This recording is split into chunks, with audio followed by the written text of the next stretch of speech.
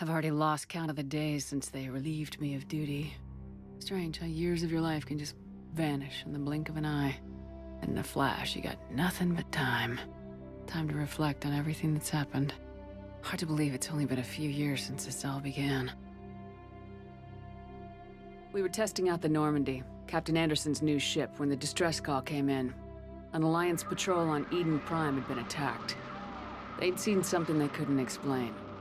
And whatever it was massive. I hit the ground with my lieutenant, Caden Alenko. A good kid, loyal, by the book, with a talent for biotics. We came across the lone survivor of the patrol, Gunnery Chief Ashley Williams. A soldier to the core. Tough, disciplined, ready to take on whatever came her way. Ashley joined up with us and took us to the spot where she lost her squad. That's when we saw it. The ship. Like nothing I'd ever seen. It was massive, scorching the colony and everything around it as it blasted away. We followed the path of destruction to an artifact, a beacon left by a long-dead race called the Protheans. The colony had dug it up, and whoever attacked them had tried to take it. Lieutenant Alenko made the mistake of getting too close. It hit him with some type of energy. I grabbed him and threw him out of the way. That's when it hit me. Hard. Every muscle in my body went rigid. I couldn't move, could barely breathe. Everything went black. And then I saw something. A vision. Dream. A nightmare. By the time I woke up, we were halfway to the Citadel on our way to meet the Council.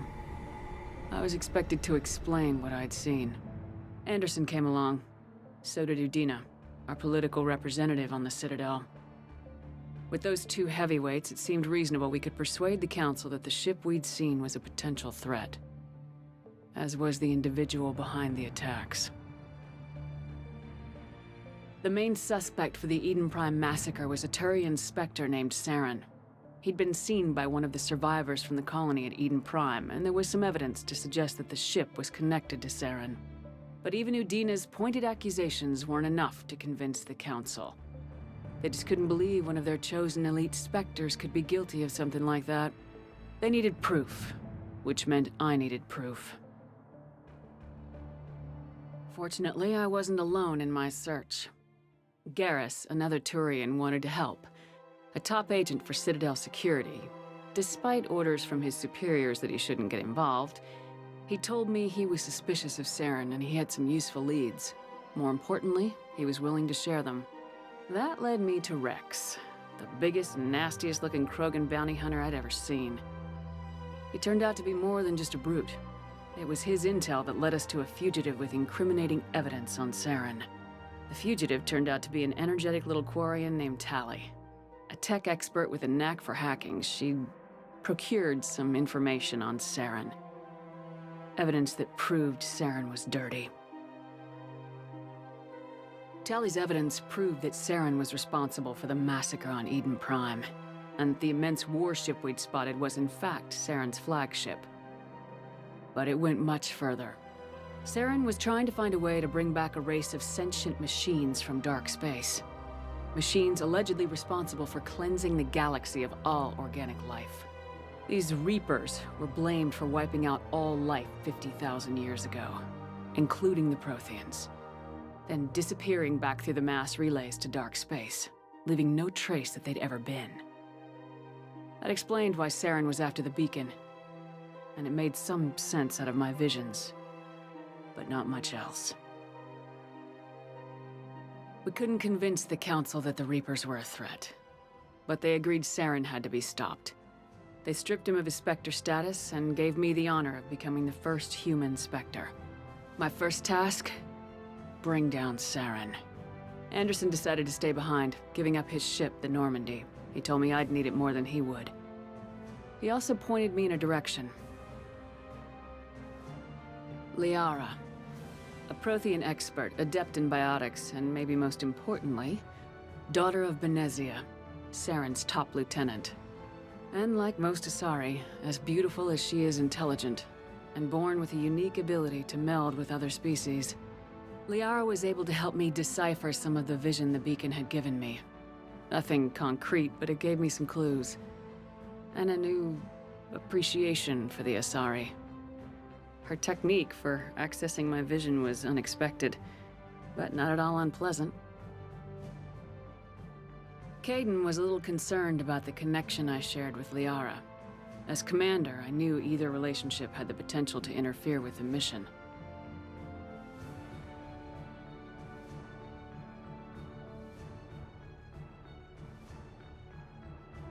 I told Liara about how I felt. Apparently, she felt it too. But we agreed we wouldn't let it get in the way of our mission, finding Saren. Thanks to Liara's help, we had our next lead, Benezia. Saren had taken her to Noveria, where he'd enslaved the queen of a dangerous race of insect-like creatures, the Rachni. He ordered Benezia to use the same technique Liara had used on me to extract information from the Rachni queen. The queen's drones were everywhere, and they were not happy. We had to fight through hundreds of them to get to Benezia. By the time we arrived, Saren was gone, with the information. I tried to reason with Benezia, but Saren had indoctrinated her. He had somehow acquired the ability to control people's actions and wills. Benezia wouldn't surrender, and Liara was forced to watch her mother die in her arms. And I was left with an angry, dangerous Rachni queen to deal with. She claimed her drones would do no harm if I released her, but the Rachni had terrorized the galaxy before. I couldn't take the chance. I had a mission to do, and an army of angry Rachni would be one more problem I didn't have time to deal with. With Saren's top lieutenant dead, he was quickly running out of time and places to hide. I tracked him down at his base on Vermeer, but we soon learned it was more than a base of operations. It was a breeding ground. Saren was breeding an army of Krogan. He'd found a cure for the genophage, a disease inflicted on the Krogan to prevent them from breeding and taking over the galaxy. But the Krogan Saren was breeding were slaves, mindless beasts that obeyed Saren's will. I had to destroy the base and all its research. Rex disagreed, violently. Rex wanted the genophage cure for his people. I tried to convince him to help me destroy it, that these Krogan weren't real. But he wouldn't back down.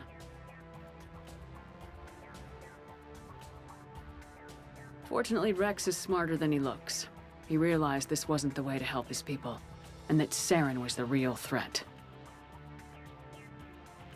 When we finally got to the center of the base, I realized just how close Saren was to completing his plan. He was already in communication with the Reapers. Sovereign, Saren's flagship we'd all assumed was just a ship, was a Reaper. It spoke to me, threatened me. I could feel the menace it had for every living thing. It wanted me dead. It wanted us all dead. And I knew it was capable of doing just that. What I couldn't understand was why Saren would help it. But there was no time to think about it. Sovereign knew where we were. We had to destroy the base and get the hell out. I split my team into 2 squads, sending Ash with one and Caden with the other as a distraction. We had a nuke and we planned to use it. Before we could detonate the bomb, Saren showed up. We fought. I stalled him to make time for my team. And in talking to him, I realized the truth. It wasn't Saren who was indoctrinating everyone. It was Sovereign, the Reaper. And Saren was in deeper than all of them. He tried to convince me he was still in control. Said he'd found a way to reduce the Reaper's influence, but he was kidding himself. Or believing the lies Sovereign was telling him. Before I could convince him to stop, he ran, leaving me just seconds to extract my squad mates. I tried, but I wasn't fast enough. I could only save one of them. Caden was a good man and a great soldier. But I had to choose, and I chose Ash. That was the last time Saren would slip away from me. I knew then, the next time we met, one of us would die. With my team mostly intact, we chased Saren and his army to Ilos, a long-lost planet that had once belonged to the Protheans. As we prepared for what we knew would be a desperate fight, I spoke to my crew. We were just one ship, against Saren's growing army. I assured them all that despite the odds, we could defeat him. Liara saw through my words. She knew I was hurting after Caden's death. She could sense my doubts. We both knew this mission could be our last. Until that moment, we put our feelings aside for the sake of the mission. But why wait? We gave in to each other. And it was perfect. While it lasted.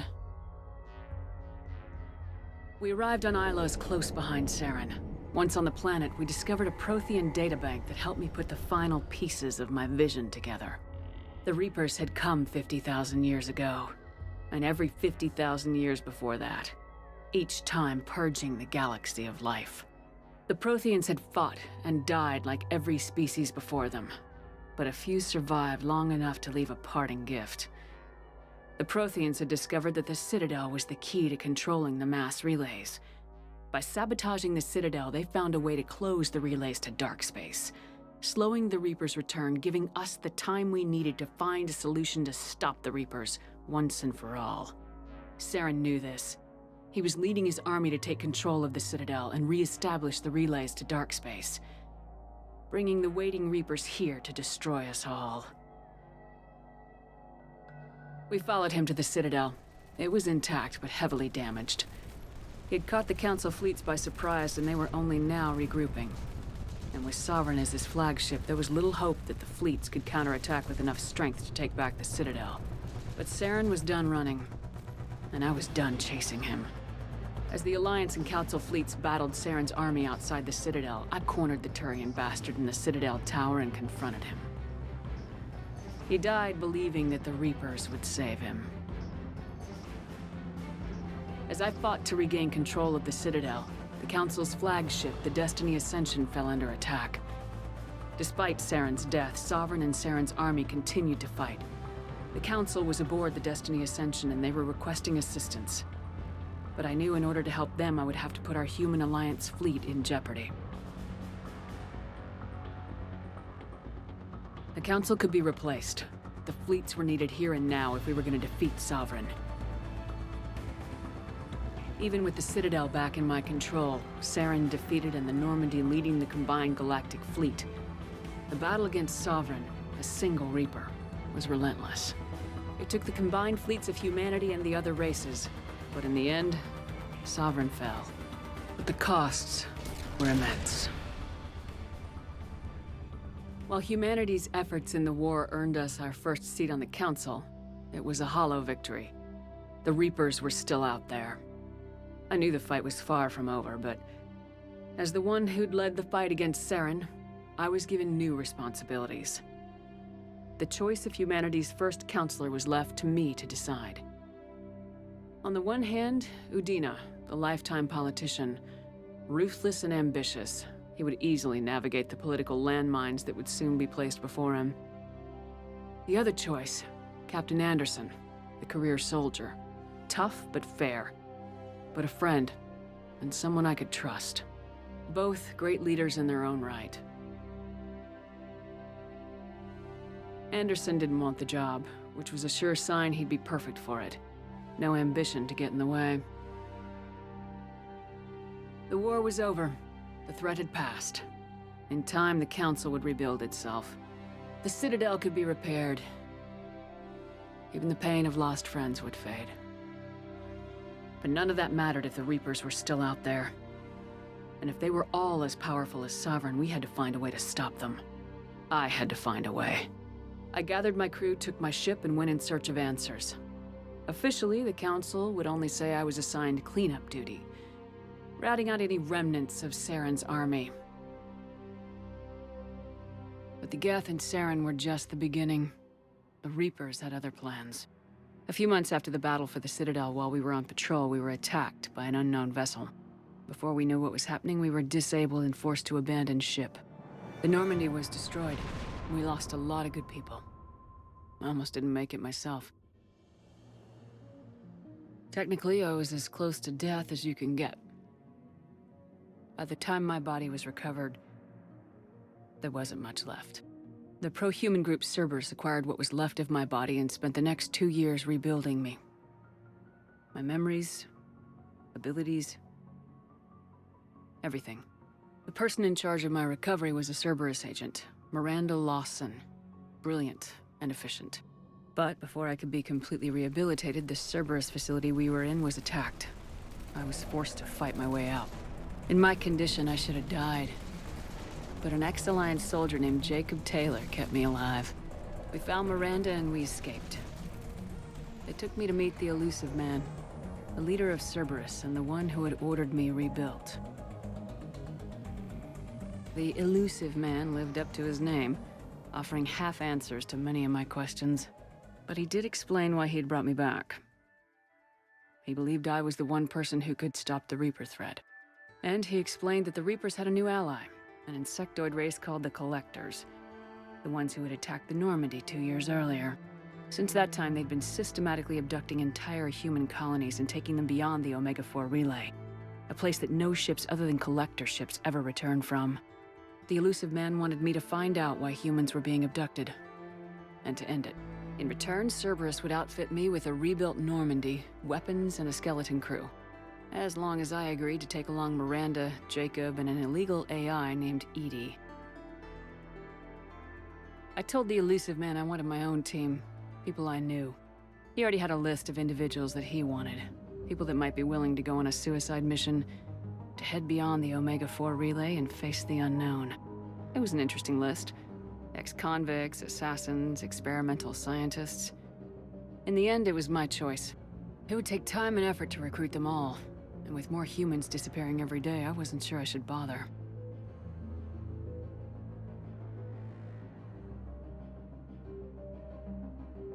I decided I needed all the help I could get.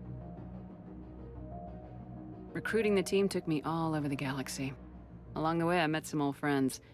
They were quick to join, despite the risks. As for the rest, finding them and convincing them to join me on a suicide mission was difficult. But keeping them from killing each other was next to impossible. They only had to stay alive long enough to complete the mission. I wasn't sure what difference it would make if they were happy doing it.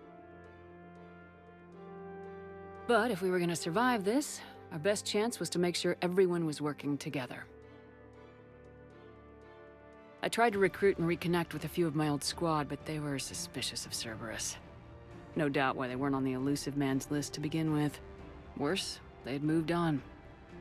For 2 years, they'd believed I was dead and lost. Now I was headed off on another suicide mission. If things were gonna get better between us, it would take time. But I was running out of time.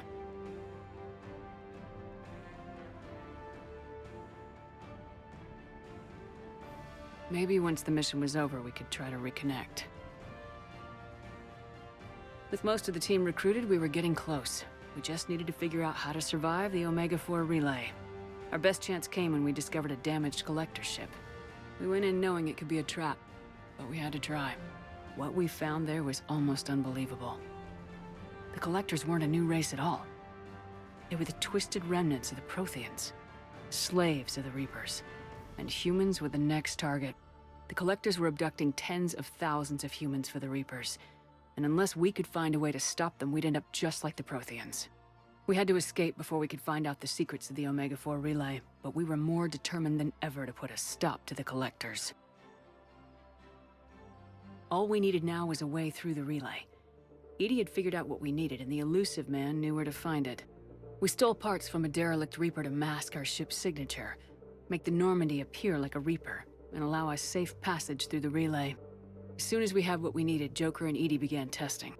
But while I was away on mission with the team, the Collectors attacked the Normandy, determined to destroy it before we could finish the tests. Joker and Edie did their best to fight them off. They saved the ship, but the entire crew was abducted, taken beyond the Omega-4 relay. Jacob wanted to go immediately and rescue the crew. Edie and Miranda wanted more time to prepare before we attacked. We only had one chance to attack the Collectors. I knew we had to be ready before we went, even if it meant sacrificing the crew. I gathered everyone to go over the plan. We all knew this was likely a one-way ticket. The team was ready, but they were nervous. We knew this could be our last day together. We were scared and looking for reassurance. Some of us found it in each other.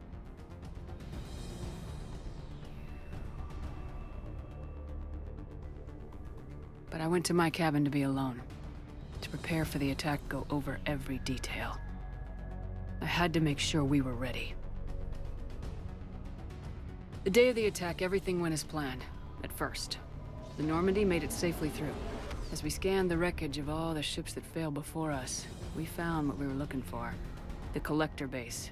And guarding it, a ship that had destroyed the Normandy 2 years ago, and almost ended my life. But this time, we were the attacker. And the Normandy was equipped to deal with it.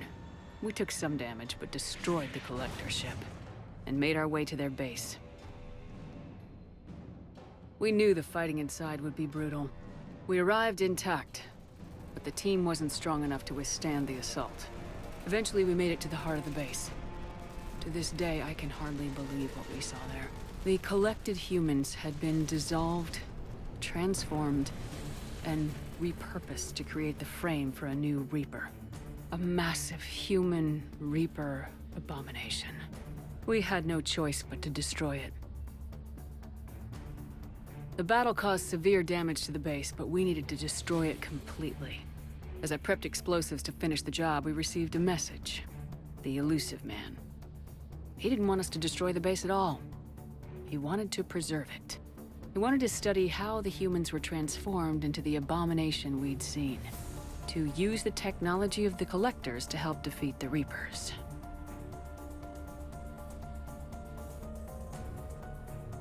I always suspected the elusive man had his own motives, but I couldn't agree with him on this.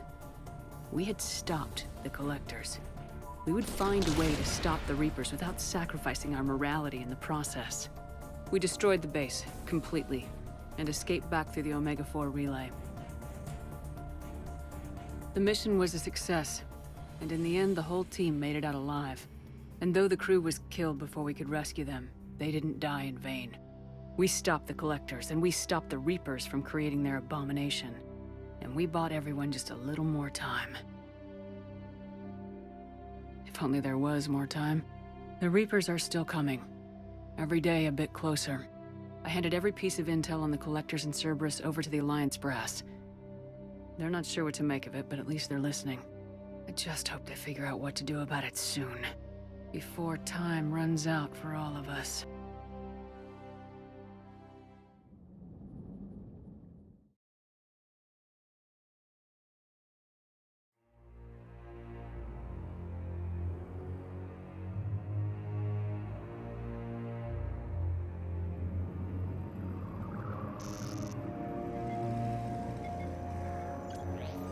How bad is it?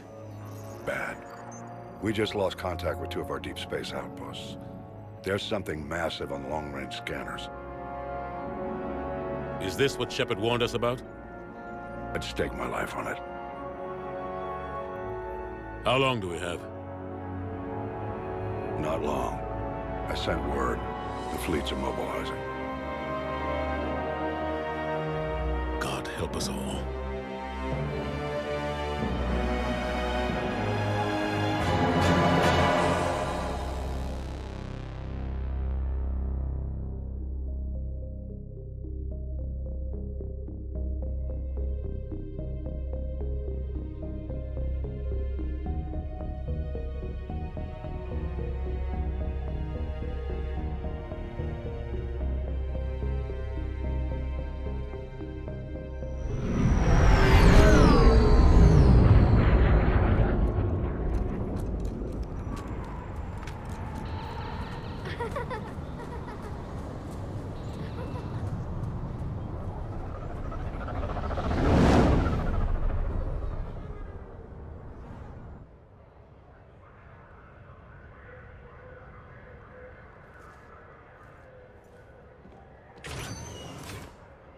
Commander.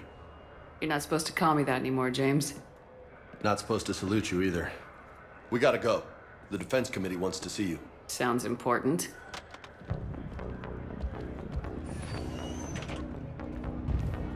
What's going on? Couldn't say. Just told me they needed you. Now. Anderson? Admiral? You look good, Shepard. Maybe a little soft around the edges. How are you holding up since being relieved from duty? It's not so bad once you get used to the hot food and soft beds. We'll get it sorted out. What's going on? Why is everyone in such a hurry? Admiral Hackett's mobilizing the fleets. I'm guessing word's made it to Alliance Command. Something big's headed our way. The Reapers? We don't know. Not for certain. What else could it be? If I knew that.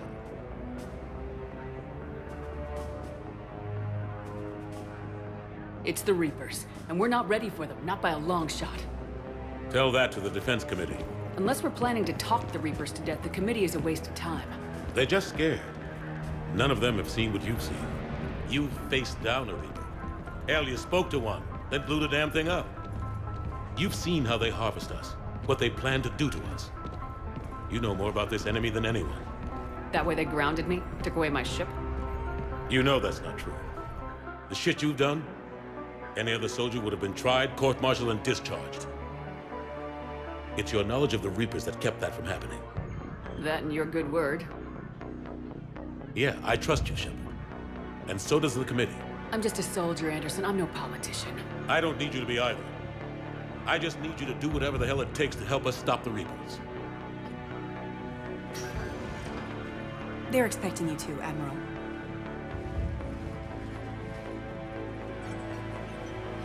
Good luck in there, Shepard.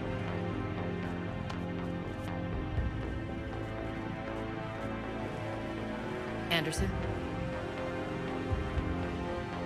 Shepard. Ashley?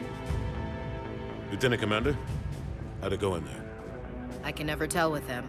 I'm just waiting for orders now. Lieutenant Commander? You hadn't heard. No. I'm a bit out of the loop these days. Sorry, ma'am. Didn't mean to keep you out of the loop.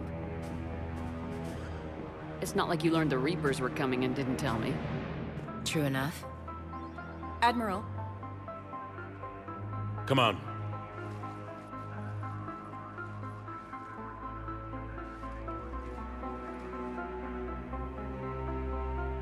You know the commander? I used to.